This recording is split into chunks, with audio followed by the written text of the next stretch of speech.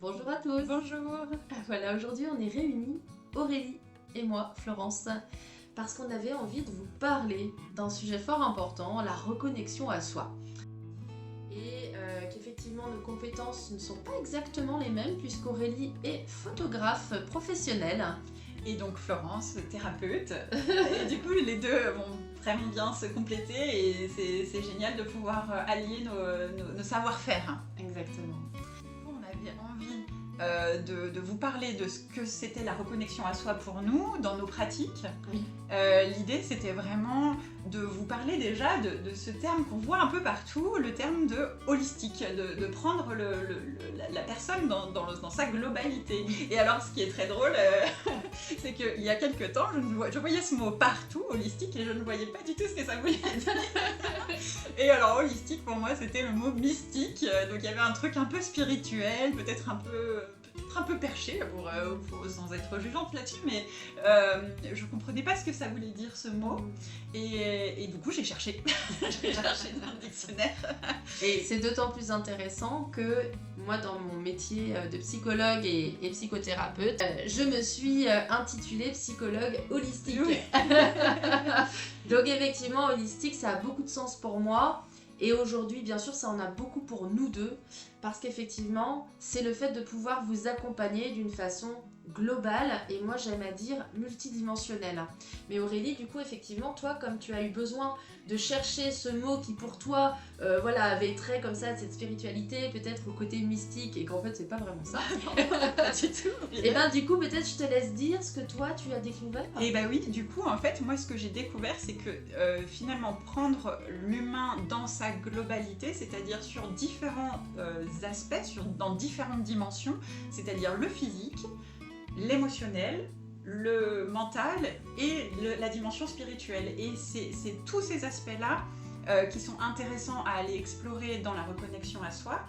Même si de mon côté, dans ma pratique de photographie, finalement, on s'intéresse beaucoup à la partie finalement corporelle. Moi, j'ai envie de transmettre ce message-là particulièrement.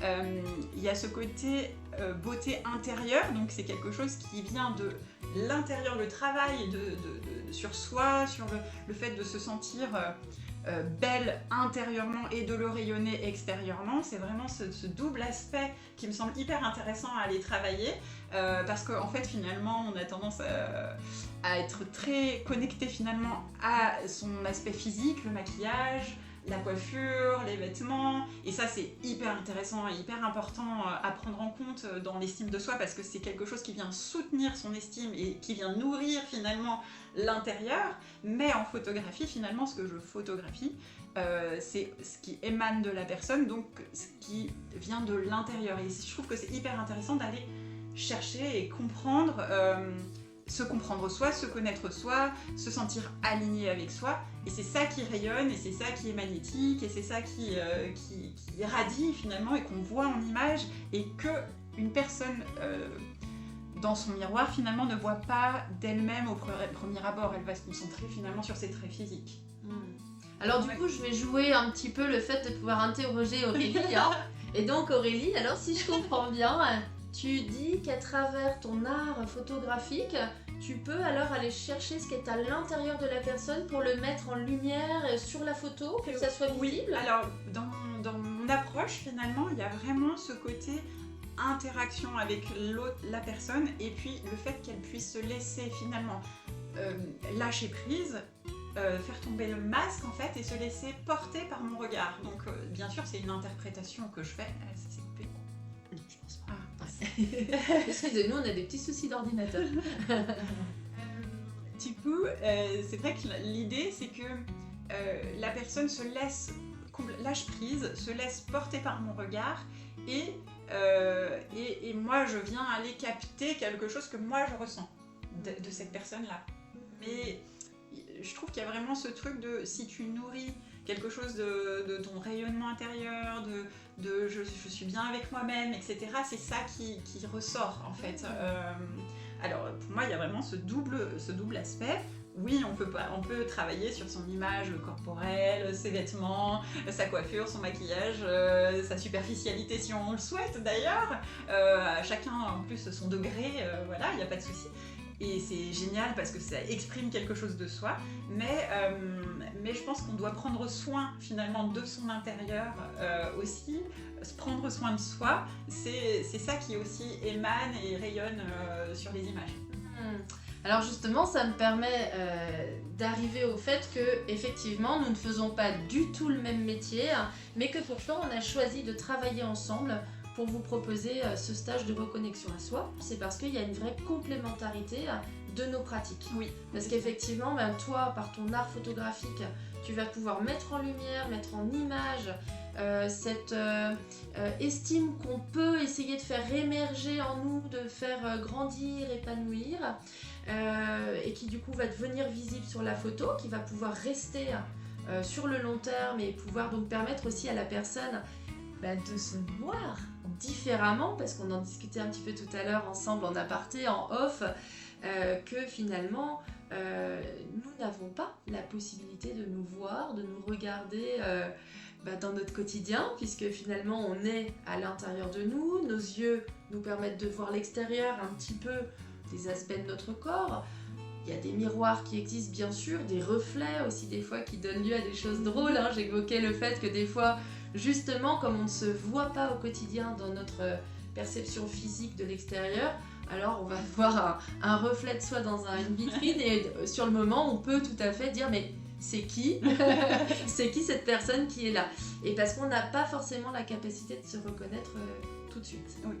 Et que effectivement par le biais de mon travail, de ma compétence de psychologue, de psychothérapeute, eh bien on va pouvoir justement travailler à faire émerger en fait ce qui des fois ou souvent a été conditionné de par nos modes de vie, nos modes éducatifs, tout cet environnement dans lequel on a grandi et qu'il faut quand même vraiment le dire, nous a formaté, nous a finalement défini d'une certaine façon, et que bien souvent c'est pas une façon qui nous permet de s'expanser, de s'épanouir, de rentrer dans une harmonie parfaite.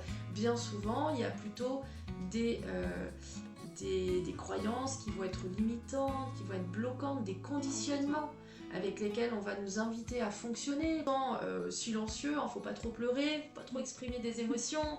Et en fait, tous ces conditionnements-là font que finalement, on est un peu peut-être comme un arbre qui serait sans cesse taillé, et que du coup, ça en fait un petit arbre miniature peut-être, quant à cette notion, bien sûr, d'estime de soi, de confiance en soi, qui, moi, me fait penser au rayonnement qu'on peut exprimer, et qui bien souvent est comme, alors on va pas dire forcément brimé chez tout le monde, mais qui peut être réduit, un petit peu comme le soleil derrière des nuages.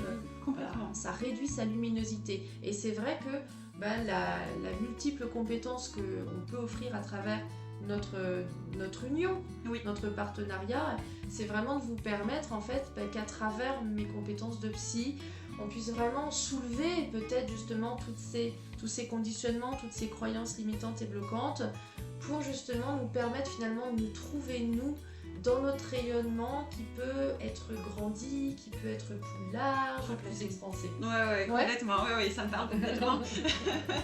Et effectivement, Florence, je rebondis sur ce que tu disais, le fait que, moi, en fait, j'ai cherché réellement, quand je me suis intéressée au portrait, à comprendre ce qui pouvait motiver finalement une personne à avoir besoin d'un portrait d'elle-même. Qu'est-ce qui fait qu'une personne vient se faire prendre en photo? C'est pas anodin comme démarche.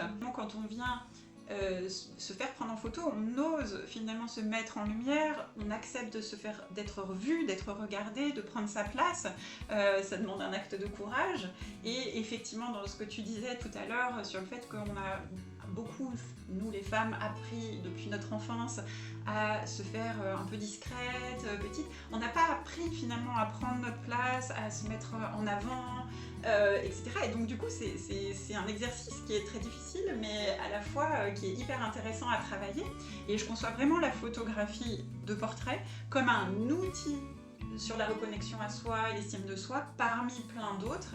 Et je trouve que c'est vraiment chouette dans un stage, c'est ça qui est vraiment génial finalement, dans un stage, c'est qu'on va pouvoir mettre dans un même week-end finalement tous ces plein d'outils différents.